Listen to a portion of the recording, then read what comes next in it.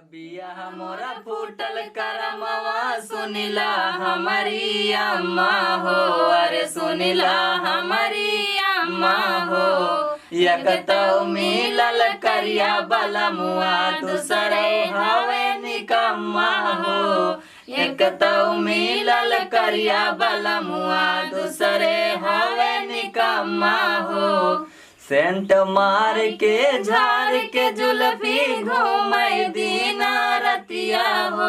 अरे घूमय दीना रतिया हो। सास ससुर के मानय नाही पियवा हमर बतिया हो। सास ससुर के मानय नाही पियवा हमर बतिया हो। टूट गइल अरमान दिल के राहे जितना लम्बा हो। अरे राहे जितना लम्बा हो। एक तो मिलल करिया बलमुआ दूसरे हवे निकम्मा हो।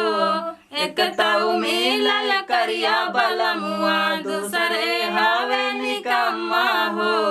भाई लबिया मोरा फूटल करमवा सुनिला हमारी अम्मा हो। अरे सुनिला हमारी अम्मा हो। एक तो मिलल करिया बलमुआ दूसरे हवे निकम्मा हो।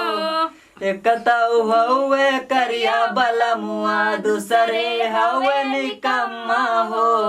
पिया पगल टवा हवै रे माई केतना हम बताई हो। अरे केतना हम बताई हो। कर में फूट गा हमरो अम्मा के तोहरे से काऊ छुपाई हो। कर में फूट गा हमरो अम्मा तोहरा से काऊ छुपाई हो। भइल बिया मोरा फूटल करमवा सुनिला हमारी अम्मा हो। अरे सुनिला हमारी अम्मा हो। एक तो मिलल करिया बलमुआ दूसरे हवे निकम्मा हो। एक तो मिलल करिया बलमुआ दूसरे हवे निकम्मा हो।